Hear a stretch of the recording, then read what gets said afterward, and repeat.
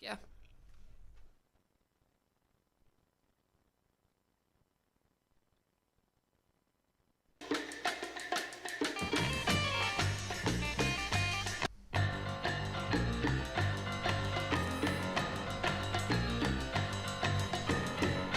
Hi everyone, it's 1 o'clock here on IC Radio and I'm Naomi. And I'm Olivia. Welcome back to Mission Impossible, where we bring you the best science, news, gossip, and analysis. And the best music. On our playlist today, we've got Build Me Up Buttercup by The Foundations and Sunflower by Post Malone. And on our science menu, we have Annabelle coming in to talk to us about holistic health, and Liz talking to us about spring citizen science. And that's pretty much what we have coming up for you today on Mission Impossible.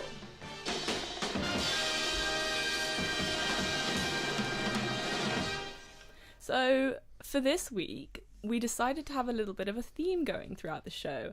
And with the Chelsea Flower Show coming up, a few other flower and plant shows coming up as well. And as the weather warms as we head into spring, we thought this would be kind of a great thing to focus our show on. And Olivia and I have unconsciously taken this theme into our clothing today. It was very funny. We both showed up with not the same, very similar flower-covered sweaters, and I blame it on having a lot of flower-themed songs stuck in my head over the past week, and it just burrowing its way subconsciously into my head. Oh my gosh, for sure as well. And also like all the hay fever, everything springy is just on our mind as well. So on that note, for our first song today, it's Flowers by Susomato.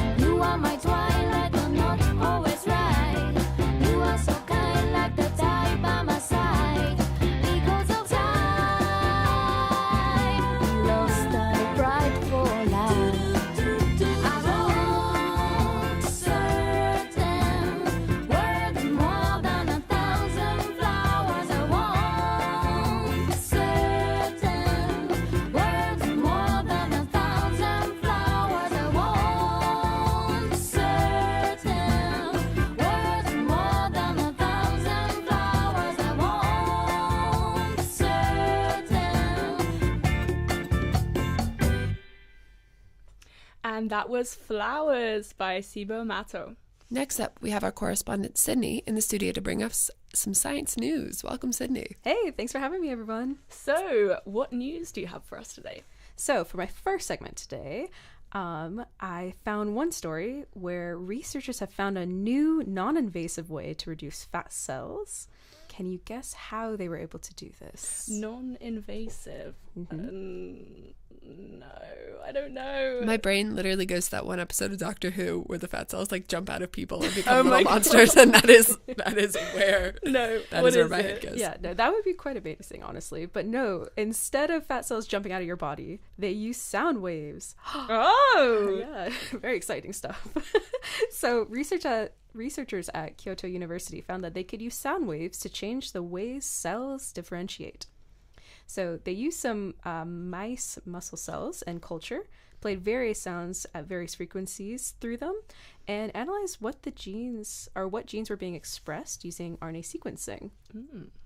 So one gene that they found, which is called prostaglandin endoperoxide synthetase 2. Not a mouthful. Yeah, what a mouthful here. Had more expression, and this gene is really known for, or is really crucial for cell growth, inflammation, and as you may have guessed from my stories, also fat cell differentiation. So they found that by using different sounds, they could actually reduce the conversion of precursor cells into differentiated fat cells. So potentially this could be a new non-invasive way of targeting fat cells and helping people with their health down the line. So kind of exciting. That's really cool. Yeah. Do you have any other stories for us? So another story that I have is that a recent study has found that starlings, you know, the birds, they may be more like us than we think. So starlings form friendships outside of their families, and they use these friendships to help raise each other's offspring. Oh my god. Oh, that's adorable. That's so cute. Yeah, it's really sweet. So basically one pair will take a turn having offspring, while the other pair of friends, if you will help feed and care for those offsprings. And that'll be in 1 year. Then the following year, the roles will reverse, where the pair that was helping ends up having offspring, and then other pair will help with raising families. So previous studies had only really shown this within just a family of starlings or members that were related, but they also now have found recent research that it's even, you know, with starlings outside of the family.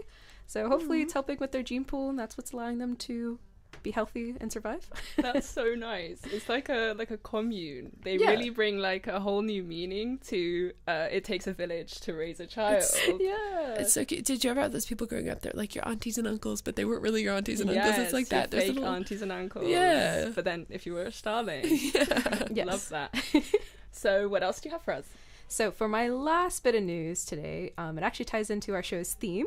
So for all of our UK listeners out there, this is just your friendly reminder that the Chelsea Flower Show is coming up. Yes, so that'll be in a couple weekends from now. It'll be running from the 20th to the 25th of May. But if you can't wait till then, the Royal Horticultural Society is actually currently hosting their Malvern Spring Festival from today through Sunday. Yeah, so it's a festival that's full of flower displays, different vendors. You can bring your family down. They have a bunch of little events for kids as well to learn more about flowers, and you could potentially pick up some flowers of your own. Beautiful. That's so cool. I might have to check that out. Yeah. Thank you so much, Sydney, for bringing us the news. So let's go back to the music now. Here's Build Me Up Buttercup by The Foundations. I really love the song. You can sing it all day.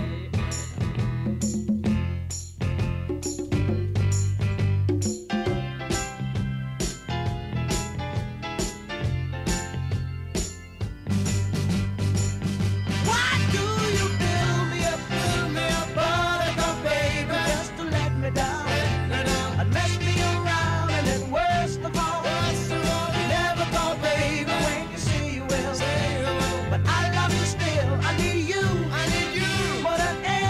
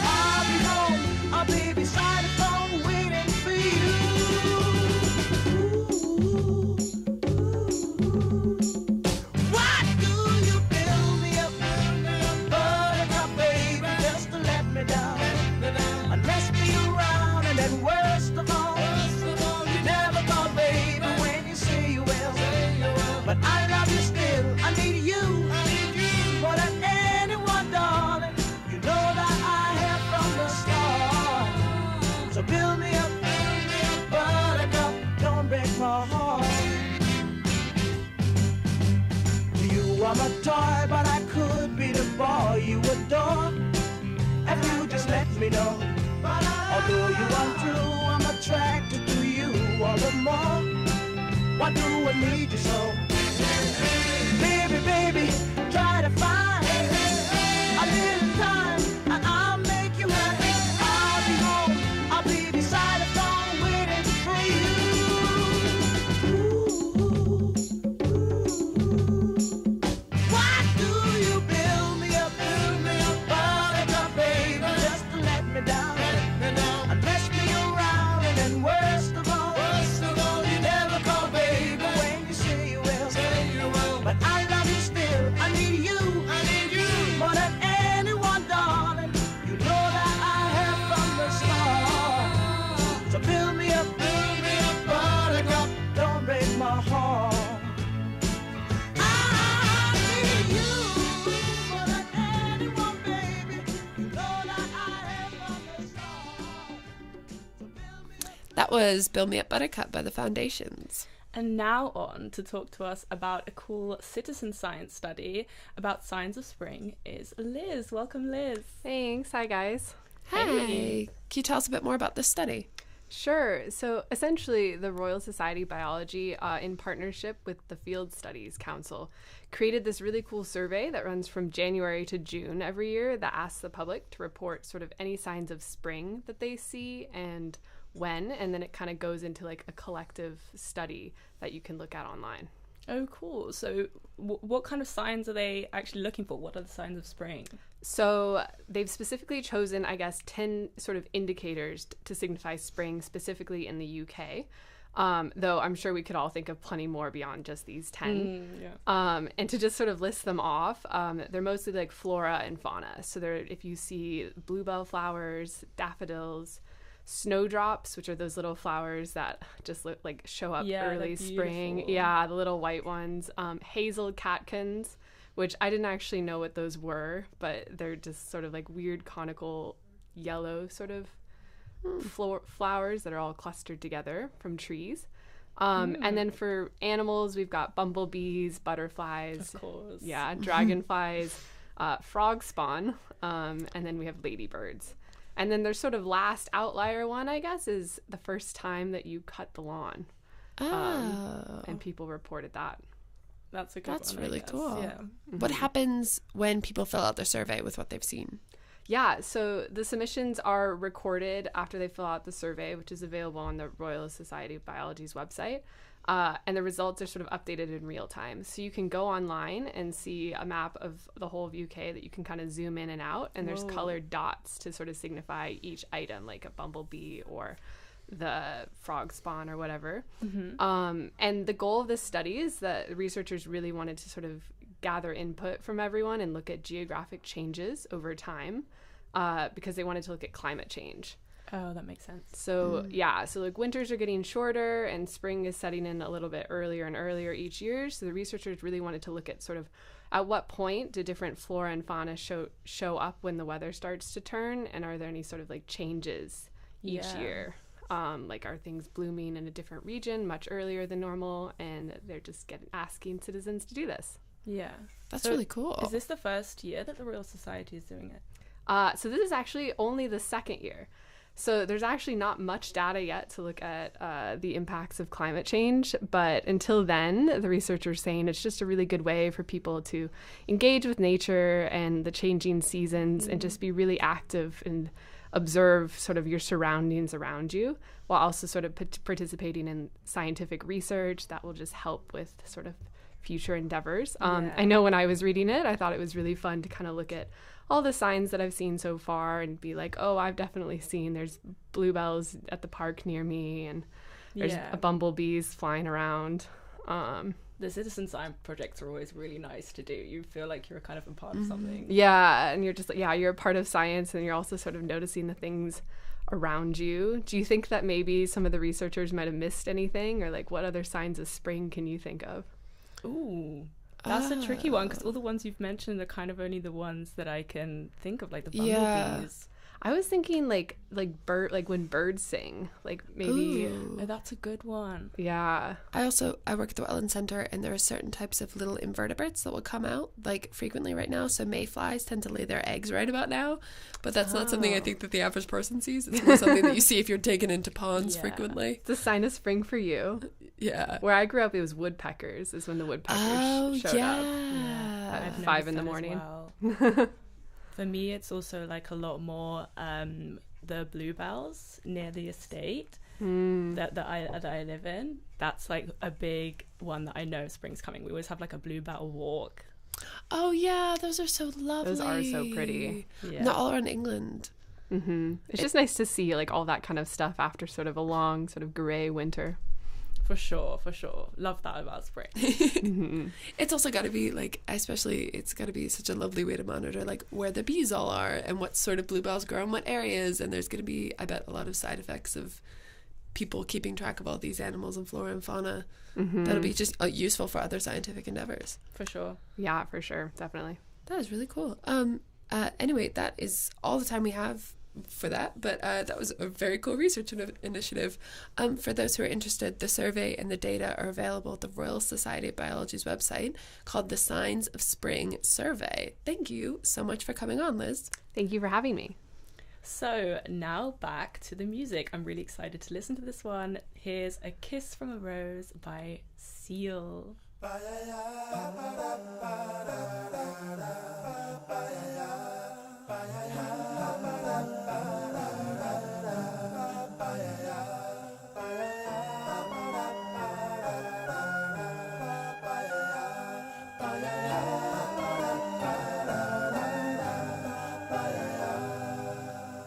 There used to be a graying tower alone on the sea.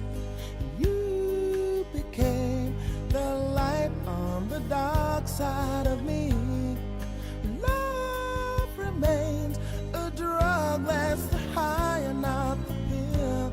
But did you know that when it snows, my eyes become large and the light that you shine can't be seen? I can pay you to a kiss from a rose on the grave. Ooh, the more I get of you, stranger it feels, yeah. And now that your rose is in bloom, a light hits the gloom on the grave.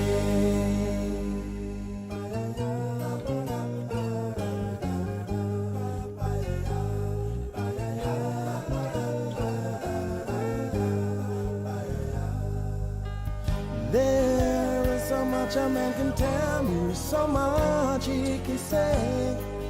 You remain my power, my pleasure, my pain, baby.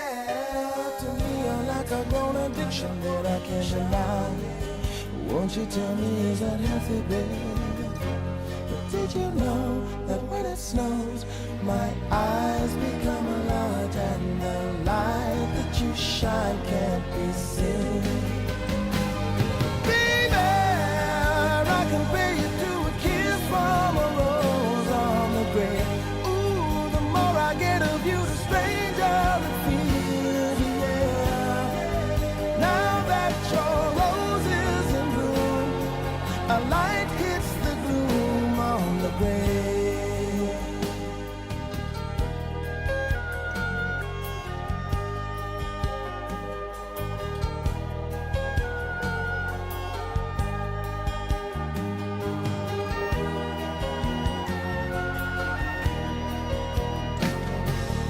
I've been kissed by a rose on the grave. I've been kissed by a rose on the grave.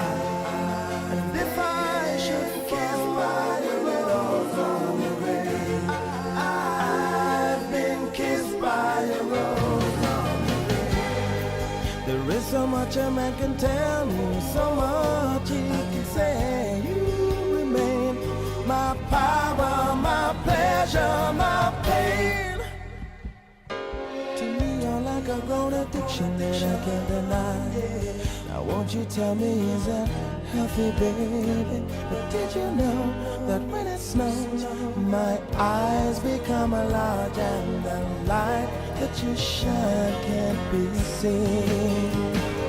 Baby, I can feel you to a kiss from a rose on the grave. Ooh, the more I get of you, the stranger it feels, yeah. Now that your rose is in bloom, a light hits the gloom on the grave. Yes, I can pay you to a kiss from a rose on the grave. Ooh, the more I get of you, the stranger it feels, yeah. And now that your rose is in bloom, a light hits the gloom on the grave.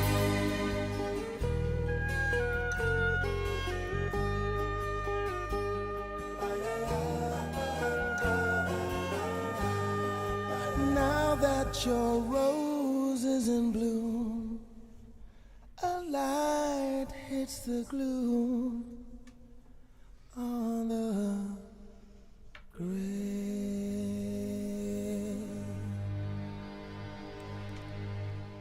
Hey, so that was Kiss from a Rose by Seal, and I absolutely have to share, Kiss from a Rose was originally written for the movie Batman Forever, which is, and it's absolutely fantastic. If you ever get a chance to watch the music video, it's basically Seal in like a leather jacket, sort of dancing shirtless in front of the bat signal, and it's the most ridiculous, cliche, like 90s thing you've ever seen. I would highly recommend.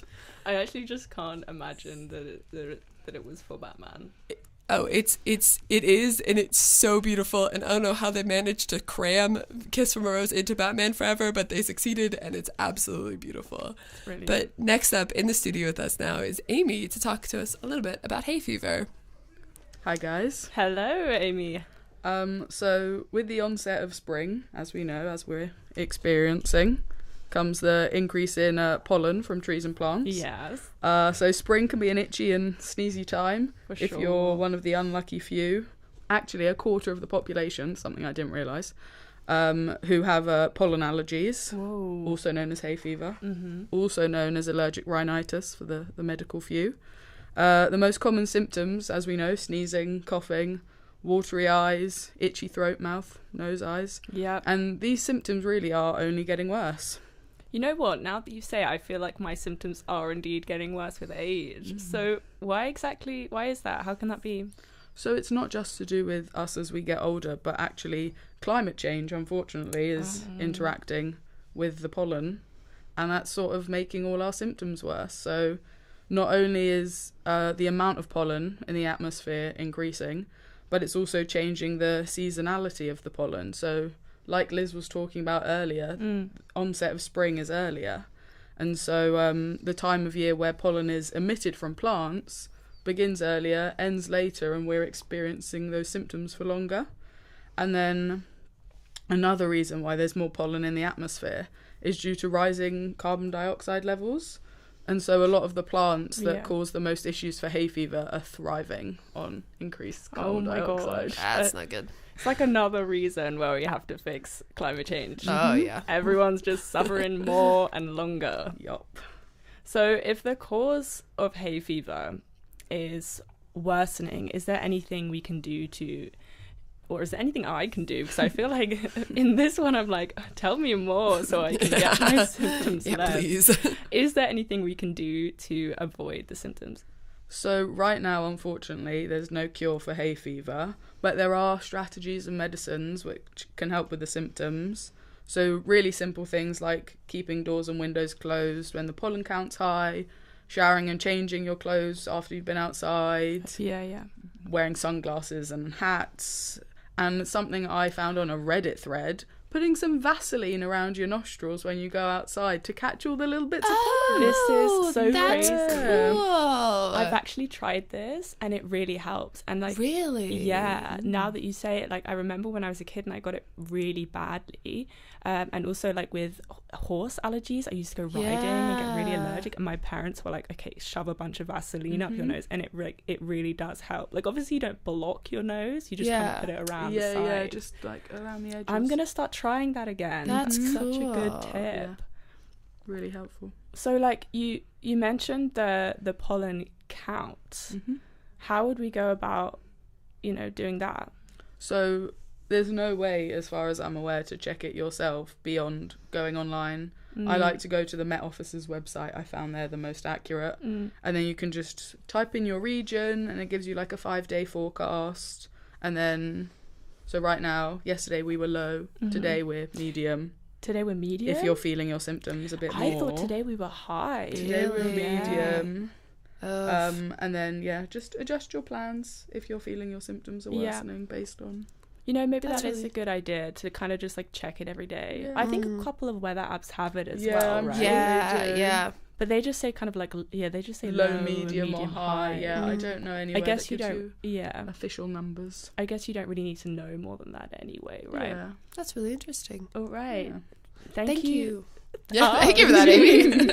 Double Thanks thank you. for that, Amy. So I guess now we'll go back to the music again. So here is Wildflowers by Tom Petty.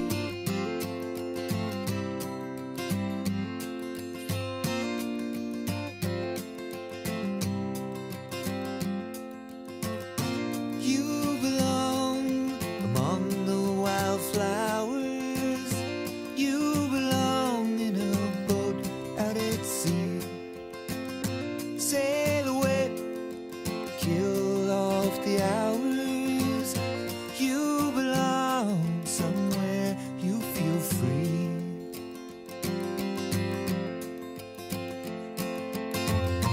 Run away, find you a lover. Go away somewhere all bright and new.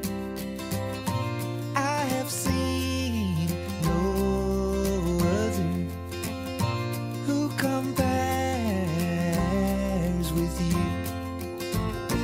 You belong among the wildflowers. You belong in a boat out at sea. You belong with your love on your arm. You belong somewhere you feel free.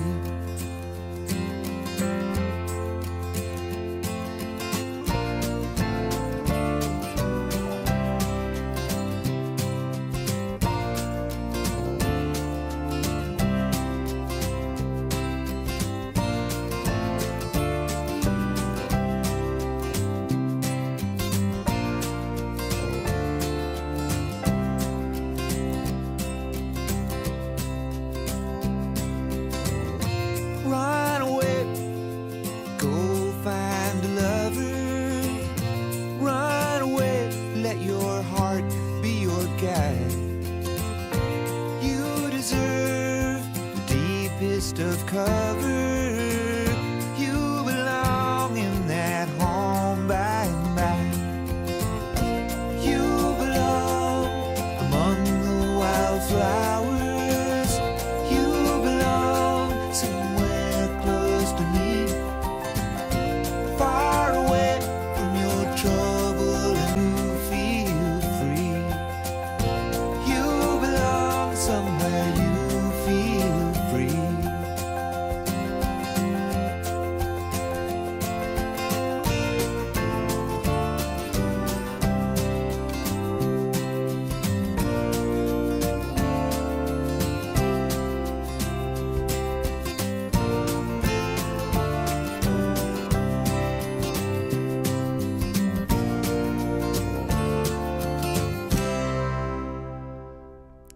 And that was Wildflower by Tom Petty, an absolutely lovely song that I've never heard before. Yeah, it was a first for me as well.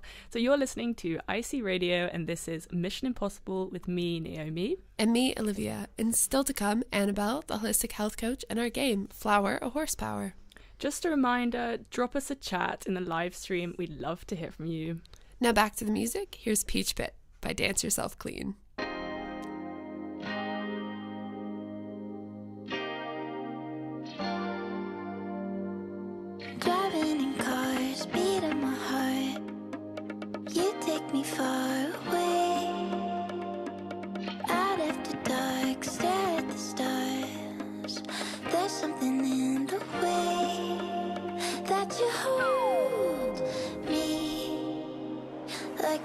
never be lonely again. Twin you can drop your baggage. Let me be your peach bit. Tell me I'm the sweetest, sweetest. New kicks melting on the pavement. Let me be your peach bit. Tell me I'm the sweetest, sweetest.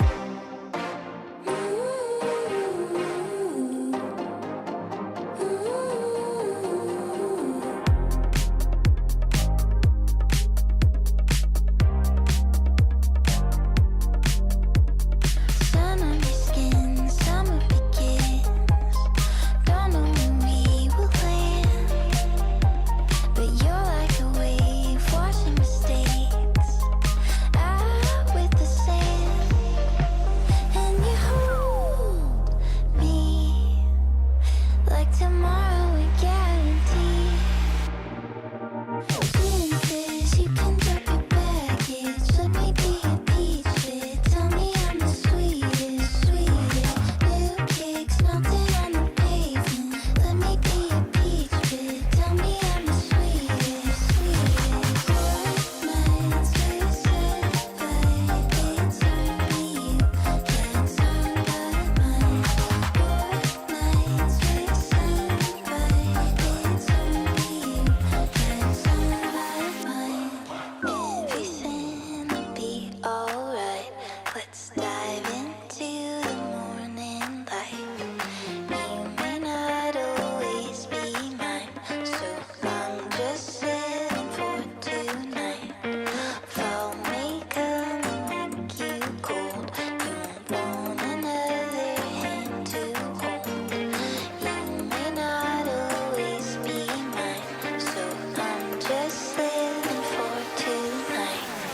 Twin fish, give me all your secrets. You left me the deepest. Tell me I'm the sweetest, sweetest. New kicks melting on the pavement. Let me be your peach bit. Tell me I'm the sweetest, sweetest. Nights we said goodbye. It's only you that's on my mind. Nights we said goodbye. It's only you that's on my mind. Nights we said goodbye. It's only you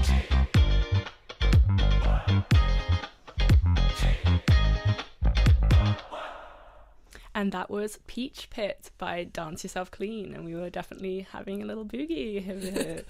So, Olivia, you have a story for us on Melbourne tree mail. I do, and I am Yeah. very excited about this. So, to bring you back just a little bit, in from 2001 to 2009 in Australia, they had some of the worst droughts ever recorded in the area. Australia goes through rainy seasons, dry seasons, but they were going through just genuinely horrible droughts, and they were lasting like about 8 or 9 years. A lot of trees. It was affecting a lot of wildlife all across the continent, all across the country, but especially trees in cities like Melbourne that were planted along boulevards at all around the same time were all growing old and falling into disrepair and succumbing to symptoms of this drought all at about the same time. So in an effort to help, regreen their spaces and keep the city beautiful, in 2013, Melbourne mapped all of the trees in their city and put them on a public interactive database where the public could go and email each individual tree, and they gave it a number and they gave it an email, with the idea being that the public would let the city of Melbourne know if oh, this tree is looking a bit sad, it needs to be watered, or a branch has fallen, or it looks like it has a bit of rot or something like that. But unbeknownst to the people that originally built the city of Melbourne, the citizens of Melbourne and people even from all over the world started writing individual letters, love letters to these trees, and they are incredibly sweet. Some of them are from people where they are passing these trees every day. Some of them are from, there were stories of immigrants that were reminded of trees from their home country that had been planted in Melbourne. Some of them were people that were from across the world but had visited Melbourne, and a specific tree had left an imprint on their heart. So it was like a citizen science project that turned into kind of a more love letter project. Yeah, it was a citizen science project that turned into like almost an art project, and it's incredibly beautiful. And if I can, I'd like to read you just a couple of them. So the first one, some of them are very, very lovely. Like this one that says, "Dear Rose Gum, over the past year, I have cycled by you each day and want you to know how much joy you give me. No matter the weather or what is happening around you, you are strong, elegant, and beautiful. I just wanted you to know." Oh my god. No!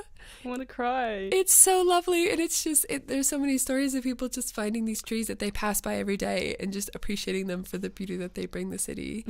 Some other ones are a bit silly, and they ask some questions, like this one that said, "Hey, how you doing? From me. P.S. Would you consider your fingers to be your branches or your roots?" Oh my god, I love that. I know. I love that because I just imagine some like 13-year-old biking by being like, I wonder if a tree is its fingers or its branches or its roots. Yeah, that's where my mind went as well. Yeah, absolutely. The last one that I have for you is a bit funny. It's this is actually about a tree that's on Melbourne's National Trust. And somebody wrote this and said, "Hi, tree on the corner of Punt Road and Alexandria Avenue and that little street that goes up the side. I've always wondered about you ever since my slightly strange driving instructor, who always smelled like cat food and peppermints, told me you were his favorite tree." And I love the idea of somebody just stuck in a car with somebody that smells like cat food and peppermints, just finding visual solace in a beautiful tree that they're driving by. So this project is still running 10 years later on. Wow. Yeah, it's really cool. And it's expanded to other cities like Darwin, Wollongong, and Christchurch. And they've received, I think it's over like 20,000 emails to these trees. Anyone can email a tree if you like. You can go on Google Maps, find a tree that you specifically like in Melbourne, email them, and you can be part of this little all of the tree love. That's amazing. I hope someone comes and introduces this to the UK. I know, it would be so adorable. And like the UK is so old, you have so many old trees that have made such incredible historical impacts. It'd be so lovely to get some love letters out there. I completely agree. Oh, that's so cute. So I very fittingly, next up we have Under the Magnolia Tree, a song by Pale J. Thank you so much. Thank you.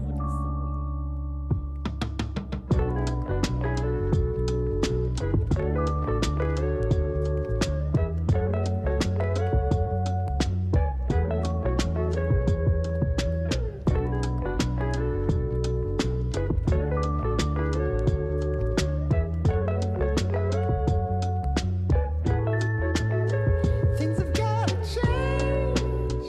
That is what you said. And then you gotta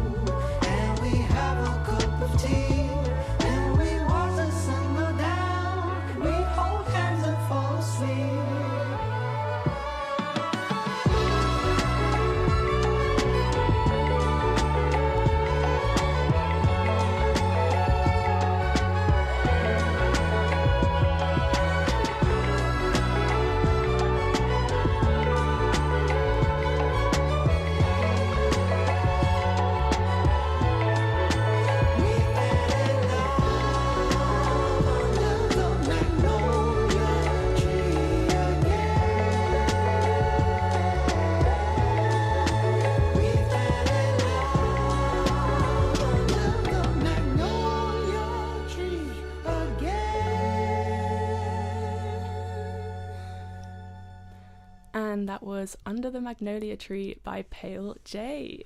So with the Chelsea Flower Show coming up, as we've mentioned, and it's just around the corner, we're diving into all things spring, flowers, plants, and joining me in the studio today is my very lovely friend Annabelle.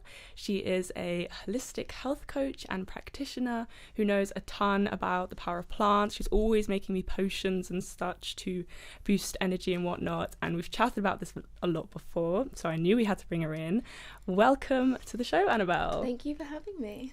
So maybe to start, we can just talk about what you do in your role as holistic health coach. So a holistic health coach is a wellness professional who supports individuals in achieving overall well-being by addressing the physical, mental and emotional aspects of health through personalised lifestyle guidance. Mm-hmm. We consider physical health through nutrition, exercise and sleep, and mental well-being like stress and your mindset. But this is not a medical role. Unlike doctors or therapists, we don't diagnose or treat medical conditions. Instead, we work alongside healthcare professionals or support individuals in a preventative way. Yeah, that makes so much sense. It's like when I hear you talking, it's like a lot more holistic than like it's like a support thing next to it. Yeah, and I've always seen you as someone who really understands also that connection between plants and food and well-being. Maybe can you talk us through kind of your journey a bit, how you got interested in plant power, so to speak, and how that interest grew over time, if you pardon the pun? Well, 5 years ago, I struggled a lot with my IBS, and the medication I was given just wasn't working for me on its own. So I decided to work with a dietitian to figure out what foods are compatible with me as a baseline to figure out how to use food as medicine in the same sense of like diet and lifestyle. Yeah. So slowly I reintroduced gut healthy foods that I felt were compatible with my gut microbiome and would help strengthen it. Yeah, I'm so happy for you. It's also been working. That's been such a success as well. So perhaps you can kind of give us your general top maybe 3 plant power tips that people can maybe try to complement an already healthy diet, things that have like worked for you. Sure, there are so many I can think of, but I can name a few that are currently helpful for me. Again, this is different for everyone, but peppermint tea after dinner, it soothes your digestive system. Yeah. Like hot drinks help things to just move along really nice and calmly. Yeah. Dandelion root tea, it's great for increasing bile flow, which helps the liver to remove toxins and waste in the bloodstream more efficiently. Yeah. And mushrooms, they love the sunshine almost as much as we do. We all know vitamin D plays a big role in our immune system and health.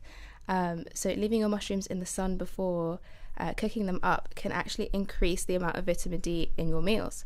Mushrooms already contain vitamin D2, but if you leave them out in the sun, they'll take all of that lovely UV light and turn it into even more vitamin D. I love that. That was fact so much. It's so funny. Really, really fun fact. I expect also that being said though, make sure not to leave your mushrooms out in the sun all day and like, you know, that we're being safe with foods and everything. Yeah, so of course always ask your doctor or qualified people that are in the know about food. But I love those tips. I remember you also gave me dandelion tea recently as well. Yeah. Love a potion. So to wrap up the segment just a little bit, let's end with a question.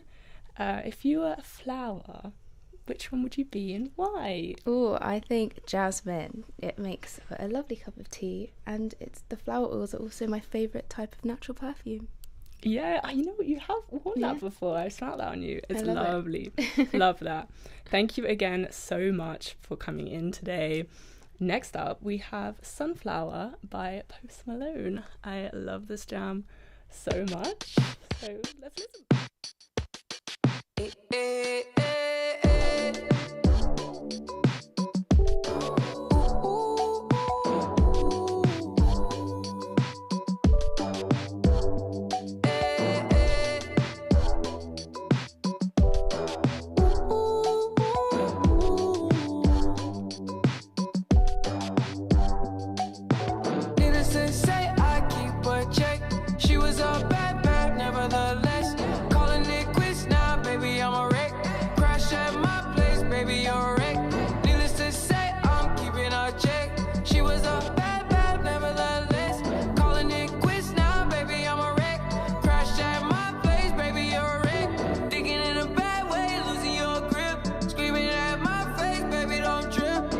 Took a big L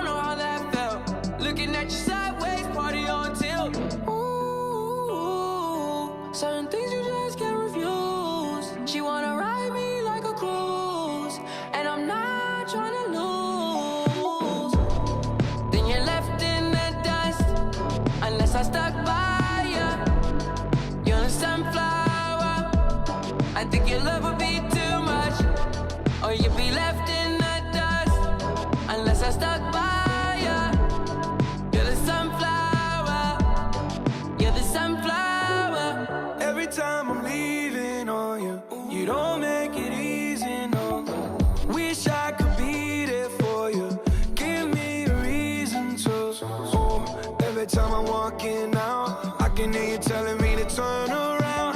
Fighting for my trust and you won't back down. Even if we gotta risk it all right now. I know you're scared of the unknown. You don't wanna be alone. I know I always come and go, but it's out of my control. And you'll be left in the dust unless I stuck by you. You're the sunflower. I think your love would be too much, or you'll be left in the dust unless I stuck by you. You're the sunflower. You're the sunflower.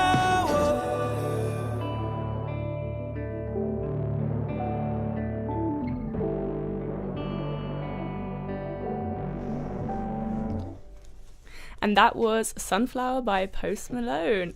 So next up, we're sitting with Olivia with this week's game. We also have Liz and Annabelle in the studio to go through the game with us. So take it away, Olivia.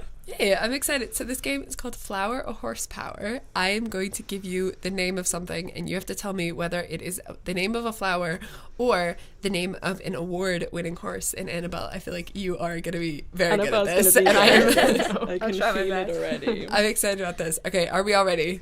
Yes. Okay, first one, Desert Crown. Is it the name of a flower? Or is it the name of an award-winning like racehorse? I mean, crown like makes me think a little bit of daffodil.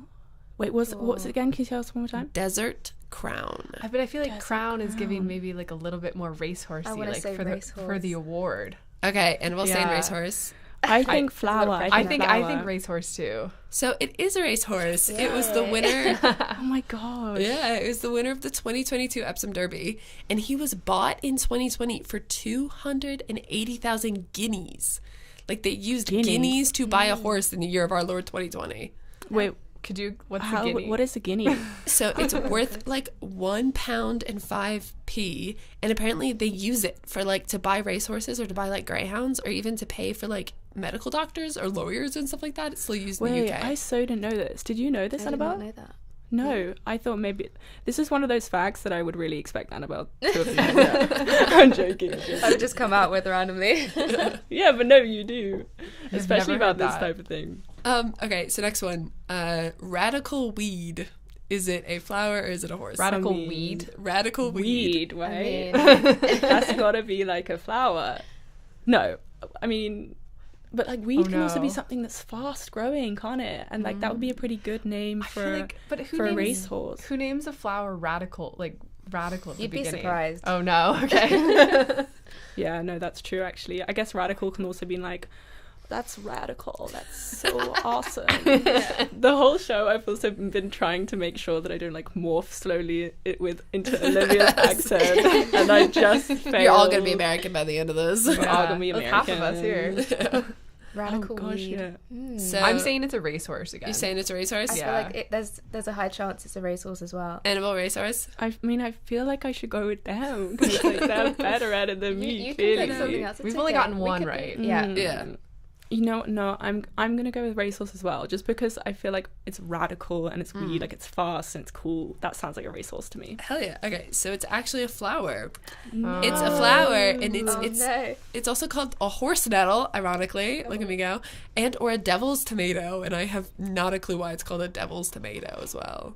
A devil's tomato. Is it a I part feel of like a tomato plant? we should for sure like Google what all of these look like as well, because Yeah, radical. Yeah, not at all related to devil's tomatoes at all. But like, no. yeah.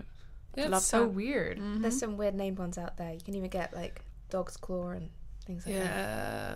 I mean, I know a lot of plant names in Dutch. My family was Dutch, so like when we were walking through fields, I feel like I only know the Dutch names, and we've had it before where we're walking through the field and you just literally translate something. Yeah. So I feel like it's just not like Yeah. that weird. We should It go back could to the be. Latin names and then it will all just be. Oh yeah, yeah. The radical weed does sound like they put like the thing through Google Translate a couple times. Like they translated it to Yeah. Dutch and then to Spanish and then to English, and it came out with radical Exactly. weed. like that, like kind of the whisperers game where you like whisper one to the other and the other. Yeah. It could be a racehorse in the future. Oh yeah. Yeah. If we get a racehorse, we can name it radical weed. Yeah. So next one, spearmint. That's definitely a herb. Spearmint. So it's whether it's a The flower flavor or of horse. gum. Oh, right. Okay. Spearmint. Oh, but this has got to be that's- racehorse. I feel like if we say racehorse enough, one of them will be right. Unless Olivia's like, Well, we've already had super racehorse smart. be the answer, so How many questions are there? I have 4, and I actually have 5 if there's a tiebreaker, but yeah. Oh, we're I mean, keeping I'm track of down. scores. No, I've just these. I'm 0 for 0. Okay. Spearmint is a flavor of gum, and that's all I've got. Yeah. Um, I'm gonna say racehorse. It's a type of. I don't know. Does like the plant have a flower? Technically, the top could be a flower. I don't know. It's I not think like a this is- flower, I but think it's a trick. yeah, this could be a trick I think question. this is a trick question. I'm gonna go. I want to do racehorse too, I'm going with racehorse because I think she thinks that we're gonna think it's This is a related reverse to gum. psychology Yeah. question. and then therefore it is then plant related. Let's go with the majority again. Yeah. So we're all racehorse. The odds are in our Yeah, favor. Racehorse. Yeah. Good job, guys. It's both. It was a It's trick both? question. Good job. I knew Shout it. out. That was good job. Yeah, so it's a 1906 Epsom Derby winner. And so the flower that grows on top of spearmint, it is a flower. And is it's a because, flower. it's how they pollinate. that was good. Is that what they've flavored? It's a type of mint. Yeah. Oh, so that variations is of mint. the Yeah. version when you buy different types. Oh. Yeah. makes a lot Spearmint, of sense. peppermint. Our Didn't know producer that. Sydney is like cheering, getting She got it, all she the got right it. answers. Yeah. Okay, so I think we have time for 2 more. So I'm going to do one more. I'm going to do 2 more. Cow vetch. Calvich. Cow, vetch. Vetch. Yeah. Is it a Dead flower or is it a flower. horse? My first instinct is that it's a flower, because it makes me think, okay, not that sounding like another flower immediately means that you are a flower, especially not with this game, but it's like I know that like cow parsley Yeah. exists. Yeah. Yeah. So that makes me think, okay, cow veg? Wait, what was it? What is vetch? Cow is in like moo, and then vetch, vetch. Cow Is that a veg. It would word? be a very weird horse name. Yeah, but there are weird But they horse are names. weird. Like, I'm not Calvich? fully educated on all the different racehorse names, but there's a couple that I'm like, But That would makes one no name sense. Their horse after a cow? Horse, like he is a horse, but they're calling him cow. I mean, maybe the addition of vetch makes it. Like, what is the word vetch? Is that from a different language or something? Does anyone have an idea of what that No. means? I mean, Sorry. I want to say it sounds Dutch, but I have Are you no idea saying- what it actually is. Flower horse. Oh, am I saying flower horse? Yeah. On the spot. On the spot. Okay. I'm saying flower. I've only got one right, so I, I'm gonna I've say got flower one. too. Okay, flower?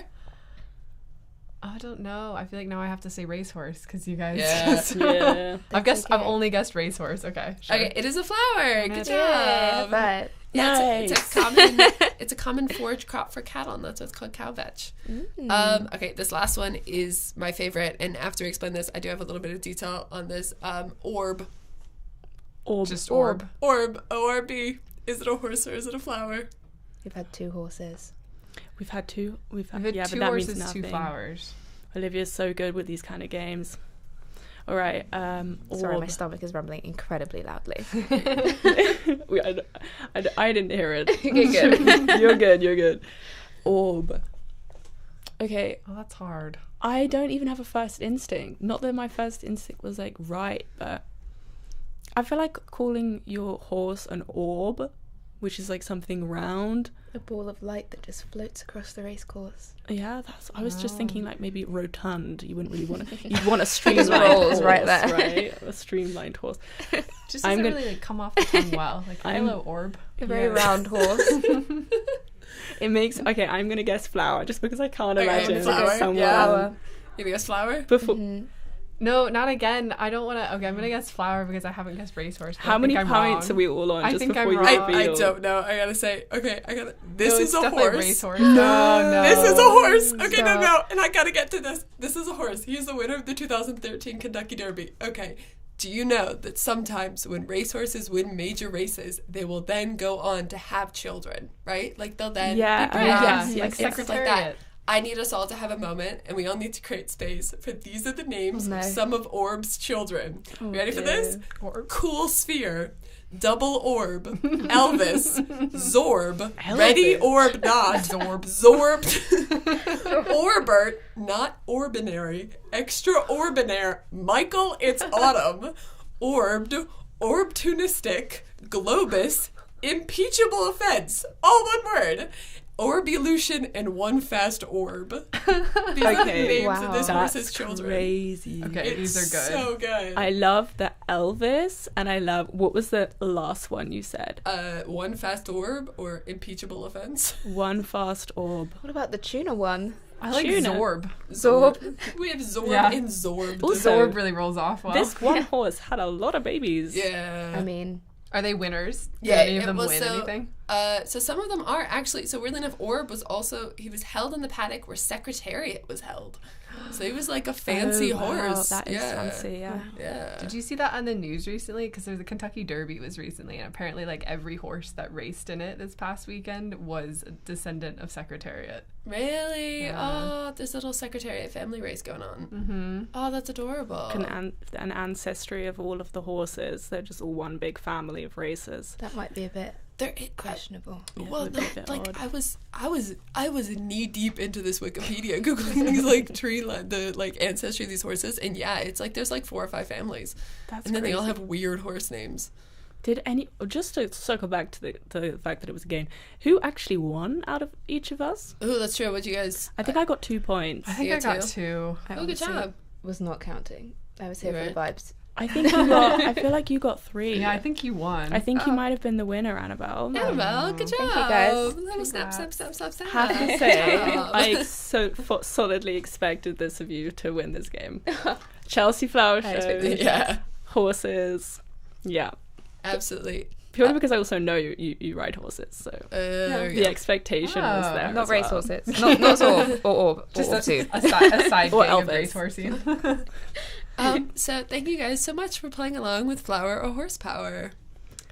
Yeah, thank you. I hope for you having us. enjoyed it. I definitely Yeah. did, and I think we'll like kind of take away from your game, Olivia, Trivial Pursuit at Christmas is going to be, we're on it now. Yeah, for exactly. sure. For sure. Absolutely. Yeah, I'm gonna remember Orb a lot, and all his like very many children. It's very many incredibly odd children. So, yeah, Thank you. yeah. Look, And that's it for us today on today's episode of Mission Impossible. yeah. Thank you so much for coming, everyone, and tune in for next week's show where you'll hear from our second half, the second half of our group. I mean, okay. Thank you so much, and we'll see you then, or hear you then. Yeah. Bye. Bye.